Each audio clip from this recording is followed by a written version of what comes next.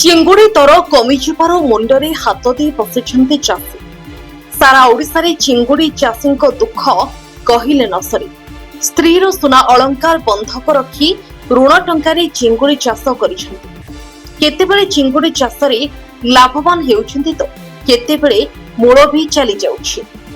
ବହୁ ବାଧାବିଘ୍ନ ଦେଇ ଚିଙ୍ଗୁଡ଼ି ଚାଷ କରୁଥିବା ଚାଷୀ ଆଜି ସରକାରଙ୍କ ପକ୍ଷରୁ ଚିଙ୍ଗୁଡ଼ି ଦର କମିଯିବା ଫଳରେ ଚାଷୀମାନେ ଚିଙ୍ଗୁଡ଼ି ବିକ୍ରି କରି ନ ପାରି ମନ ଦୁଃଖରେ ବସିଛନ୍ତି। ଏପଟେ ଚିଙ୍ଗୁଡ଼ି ଖାଦ୍ୟର ଦର ବୃଦ୍ଧି ହେବା ସହିତ ଚିଙ୍ଗୁଡ଼ି ବିକ୍ରି ଦର କମି ଯାଉଛି।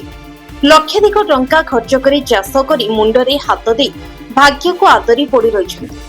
ସାରା ରାଜ୍ୟରେ ଚିଙ୍ଗୁଡ଼ି ଚାଷୀଙ୍କ ଦୁଃଖକୁ ନଜର ଦେଇ ସେମାନଙ୍କ ଦୁଃଖ ବୁଝିଲେ ସେମାନେ ଉପକୃତ ହେବେ ବୋଲି କହିଛନ୍ତି ଚିଙ୍ଗୁଡ଼ି ଚାଷୀ। ଆପଣ ପରିଚୟ? ମୁଁ ସଞ୍ଜୟ କୁମାର ପୁହାଣ, ଜଣେ ସଫଳ ଚିଙ୍ଗୁଡ଼ି ଚାଷୀ। କ'ଣ କହିବେ କେତେ ପୋଖରୀ ହୋଲ୍ଡର। କେତେ ପୋଖରୀ ଚାଷ କରୁଛନ୍ତି? କେତେ ବର୍ଷ ହେଲା ଆପଣ ଚିଙ୍ଗୁଡ଼ି ଚାଷ? ମୁଁ ଏଠି 2018 ବର୍ଷରୁ କଣ୍ଟିନ୍ୟୁଅସ୍ ଚାଷ କରି ଆସୁଛି। ଆଉ ମୋର ଦେଖନ୍ତୁ ଏଇଠି ଏଇ ବ୍ୟାଚରେ ମୋର 18-20ଟା ପୋଖରୀ। କ'ଣ ସମସ୍ୟା ଅଛି ବର୍ତ୍ତମାନ? ବହୁତ ସମସ୍ୟା ଆଜ୍ଞା, କ'ଣ କହିବି, ଏତେ ସମସ୍ୟା। ଏଇଭଳିଆ ଯଦି ସମସ୍ୟାର ସମ୍ମୁଖୀନ ହେବୁ ଆମେ ଚିଙ୍ଗୁଡ଼ି ଚାଷୀ କ'ଣ କରିବୁ ଆମେ ନିଜକୁ ନିଜେ ବୁଝିପାରୁନୁ। ସ୍ତ୍ରୀଙ୍କ ଗହଣା ବନ୍ଧା ପକାଇ ଲୋନ୍ ଧାର କର୍ଜ ଆଣି ଆମେ ଚାଷ କରୁଛୁ। ଆମେ ଫ୍ରମ୍ ବିଗିନିଂ ଆମେ ସବୁ ଜିନିଷ କିଣୁଛୁ ଫ୍ରମ୍ ବିଗିନିଂ। ଦେଖନ୍ତୁ ପୋଖରୀ ଚାଞ୍ଚୁମୁ ପଇସା ଦେମୁ, ଚୂନ ଆଣିମୁ ପଇସା ଦେମୁ, ତେଲ କିଣିମୁ, ଫିଡ୍ କିଣିମୁ, ମେଡ଼ିସିନ୍ କିଣିମୁ, ଜାଆଁଳ କିଣିମୁ। ମାଛ ରେଟ୍ ଦେଖିଲା ବେଳକୁ ମାଛ ରେଟ୍ ଧାଡ଼ୁ ଆମେ ଚାଷୀ, ସେ ସେଠି ଏସିରେ ବସିକି ମାଛ ରେଟ୍ ଲଗାତାର କମେଇ ଚାଲେ। ଏଇଠି 30 ଏପ୍ରିଲ ମାଛ ରେଟ୍ ଥିଲା ଆପଣଙ୍କର 310 ଟଙ୍କା।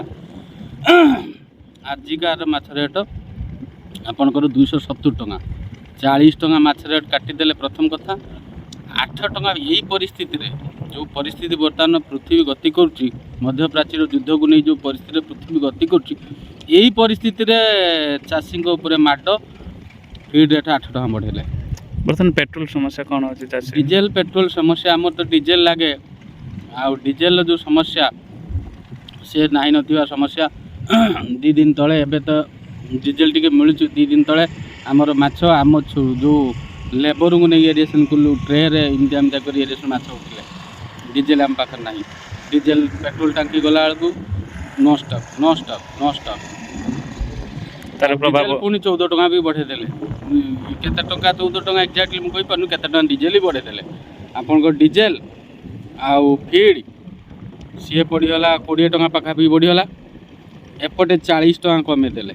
40-20 ପର କେଜିରେ 60 ଟଙ୍କା ହେମ୍ପର। ଆମେ ଆପଣ ଏଥିରେ କୁହନ୍ତୁ ଆମେ କ'ଣ କରିପାରିବୁ? ମୁଁ ତ ବେଟର୍ ହେଉଛି କହୁଛି ଯେ କି ୟା ଦେହରେ ଯଦି ମାଛ ରେଟ୍ କମାଉଛନ୍ତି କାହିଁକି, ଇଏ ଆସିକି ଗୋଟେ କାମ କରି ମାଛ ସବୁ ନେଇଯାଆନ୍ତୁ। ନେଇକି ଆମକୁ ବେଶୀ ଟଙ୍କା 500 ଟଙ୍କା ଦିଅନ୍ତୁ, ଆମେ ବିଷ କିଣି ଆଣି ଖାଇଦେବୁ। ଆଉ କିଛି ଉପାୟ ନାହିଁ ଆମ ଦ୍ୱାରା। 500 ଟଙ୍କା ଦେଲେ ଆମର ସଫିସିଏଣ୍ଟ ହେଇଯିବ, କିଛି ଗୋଟେ ନାହିଁ ବିଷ ଖାଇବାକୁ। এইভাবে হলে ମୁଁ ଏକିଟିଆ କହୁନି, ପୁରା ଅଲ ଓଡ଼ିଶାରେ ସବୁ ଚାଷୀ ସେଇ ପରିସ୍ଥିତି। ମୁଁ ଏକିଟିଆ ଯେ ମୁଁ ଚାଷୀ ଜଣେ କହୁଛି, ସବୁ ଚାଷୀ ଏଇ ପରିସ୍ଥିତି। ଆଗକୁ କ'ଣ ରହିଛି ଆପଣଙ୍କର? ଆଗକୁ ଆମେ ଆଉ ଚାଷ କରିବୁ କି? ଆମେ ଚାଷ କରିବୁନି। ମୁଁ ଯେତିକି ଜାଣିବାର, ଇଏ ଚିଙ୍ଗିଡ଼ି ଏକ୍ସପୋର୍ଟ ଅଲସୋ ବ୍ୟାକବୋନ୍ ଅଫ୍ ଇଣ୍ଡିଆ, ଗୋଟେ ଫିନାନ୍ସିଆଲ ମାନେ ଫିନାନ୍ସିଆଲ ଖମ୍ବ ଯେଉଁଟାକି ଏକ୍ସପୋର୍ଟ ହେଉଛି ଇମ୍ପୋର୍ଟ ହେଉଛି। ତା ଦେହରେ କିଛି ମାନେ ଗଭର୍ଣ୍ଣମେଣ୍ଟ ବି ଟ୍ୟାକ୍ସ ପାଉଛି। ତା ଦେହରେ ଗଭର୍ଣ୍ଣମେଣ୍ଟର ଏଇଟା ଗୋଟେ ବଡ଼ ମାନେ ରେଭିନ୍ୟୁ ଜେନେରେସନ୍ ହେଉଛି। ଆମେ ଜେନେରେଟ୍ କରୁଛୁ, ପ୍ଲସ୍ ଆମେ ରେଭିନ୍ୟୁ ଗଭର୍ଣ୍ଣମେଣ୍ଟକୁ ଦେଉ, ପ୍ଲସ୍ ଆମେ କେତେ ପରିବାର ଚଳାଉଛୁ। ଆମ ନିଜ ପରିବାର ଚଳିବା ସହିତ ଆମର ଏଇ ପିଲା ଜଣେ, କେତେ ପିଲା ମିନିମମ୍ 50ଟା ପିଲା, 50ଟା ପରିବାର ତ ଚଳୁଛନ୍ତି। ଚାହୁଁଛନ୍ତି କ'ଣ ବର୍ତ୍ତମାନ? ଆମେ ଚାହୁଁଛୁ ଆମ ରେଟ୍ ଠିକ୍ ମିଳିଲେ ଆମେ ମାଛ 2 ପଇସା ମାଛ ଦିଅନ୍ତୁ। ଆମ ରେଟ୍ ମିଳୁନାହିଁ। ଏତେ କମ୍ 5 ଟଙ୍କା 10 ଟଙ୍କା 2 ଟଙ୍କା 3 ଟଙ୍କା ଏଇଭଳିଆ ସବୁ ମାଛ ରେଟ୍ କଟିଗଲା। ଏକାଥରେ ବସୁଛନ୍ତି 15 ଟଙ୍କା କଟିଗଲା, 20 ଟଙ୍କା କଟିଗଲା। କ'ଣ କଟୁଛି ଗରମ ପାଇଁ ନା କ'ଣ? କ'ଣ ପାଇଁ କଟୁଛି ଏଇଟା ଭଗବାନ ଜାଣନ୍ତି। ଗରମ ପାଇଁ ହେଲେ ଯଦି ଇଣ୍ଡିଆରେ କ୍ୟାରିଂ କାପାସିଟି ନାହିଁ, ଫ୍ରିଜିଂ ଜିନିଷ ଇଏ ନାହିଁ, ତାକୁ ଗଭର୍ଣ୍ଣମେଣ୍ଟ ଧ୍ୟାନ ଦେବା କଥା। ଫ୍ରିଜ୍ କେଉଁଠି ନେଇକି କେମିତି ଷ୍ଟୋରେଜ୍ କରିବ ସେଇଟା ଗଭର୍ଣ୍ଣମେଣ୍ଟ ବୁଝିବା କଥା।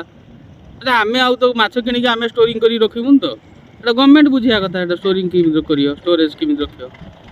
ଆଉ ଆମେ ଯେଉଁ ପରିସ୍ଥିତି, ଆମେ ତ ଚାଷ କରୁଛୁ, ଆମେ ଆଉ ଚାଷ କାହିଁକି କରିବୁ? ଆଉ ଚାଷ ଆମେ କରିବୁନି। ଆମେ ଭାବିଛୁ ଡିସିସନ୍ ଧୀରେ ଧୀରେ ଆମେ ଚାଷ ଆଉ କରିବୁ, ଚାଷ ବନ୍ଦ କରିଦେବାକୁ ପଡ଼ିବ, ନହେଲେ ହେବନି। ଆମେ ଆଉ ଚାଷ କରିକି ଆମେ ଲସ୍, ଆମେ ଜମାଡ଼ି ଏ କରିଦେବ। ଆମ ସ୍ତ୍ରୀ ଲୋକଙ୍କର ସୁନା ଗଣା ସବୁ ବ୍ୟାଙ୍କରେ। ଦୁନିଆ ଆଡ଼ୁ ଧାର କରଜ ଆଉ ବାକି ରହିଛି କ'ଣ ଜମିବାଡ଼ି ଗୁଣ୍ଠେ 2 ଗୁଣ୍ଠ 5 ଗୁଣ୍ଠ ଅଛି ସେଇଟା ବିକିବୁ ଆଉ କ'ଣ ଆଉ ତ ଉପାୟ ନାହିଁ ମୋ ହାତରେ ଆଉ ପର ଲୋକଙ୍କୁ ପଇସା ଦେବାକୁ ପଡ଼ିବ ତ ନା ଏଇ ଷ୍ଟାଫଙ୍କୁ ସ୍ୟାଲେରୀ ଦେବୁନି ନା ତାଙ୍କର ରେସନ ଆଣିବୁନି ନା ଚିଙ୍ଗିଡ଼ିକି ଫିଡ୍ ଦେବୁନି ଆମକୁ ତ ଦେବାକୁ ପଡ଼ିବ ଆଉ କୋଇଲା ବେଳକୁ ନେଉନାହାନ୍ତି ବର୍ତ୍ତମାନ ଆଉ ଦିଦିଟା କଳା ବଜାରୀ ଡିଜେଲ କଳା ବଜାରୀ ଡିଜେଲ ଦାମ ଯେତିକି ଆମକୁ 10 ଟଙ୍କା ନା ଅଧିକା ଦେଇ କିଣିବାକୁ ପଡ଼ୁଛି ଡିଜେଲ କଳା ବଜାରୀ ମାଛ ଦାମ ଯେତିକି ମନେକର ଏବେ 270 ଟଙ୍କା ଅଛି 260 ଟଙ୍କା ଦେଲେ ଆମେ ନେବୁ अरे 260 रेट कमिला स्टोरेज कैपेसिटी होउची रेट स्टोरेज कैपेसिटी होना होना आपण रेट कटला स्टोरेज कैपेसिटी होउची आमे जानि छु डिमांड सप्लाई ठीक अछि बर्तन सप्लाई बेसी डिमांड कम अछि जानु सेटा तथापि एते भेरी करियोनी डिमांड सप्लाई अन्य कोनो जिंस भेरी कोन हाई डिमांड अछि तो आपनकर डिमांड सप्लाई अछि फीड रेट काई बढ़ेले बर्तन माछ रेट कमेगी फीड रेट काई बढ़ेले कौन कारणटा फीड रेट बढ़ियार कारणटा टिके आमको से सब फीड कंपनी को अनुरोध कर से कहना फीड रेट कौन पाई बढ़ेले कौन पाई फीड हाँ गोटे सीजन गला 2026 गला 27 आइला सब रेट रही है फीड रेट बढ़ेलु फीड रेट बढ़िया सहित साइमल्टेनियसली जो माछ रेट कमे देबे अरे फीड रेट बढ़िया माछ भद्रक बासुदेवपुर रंजन मल्लिक रिपोर्ट न्यूज 18 ओडिशा।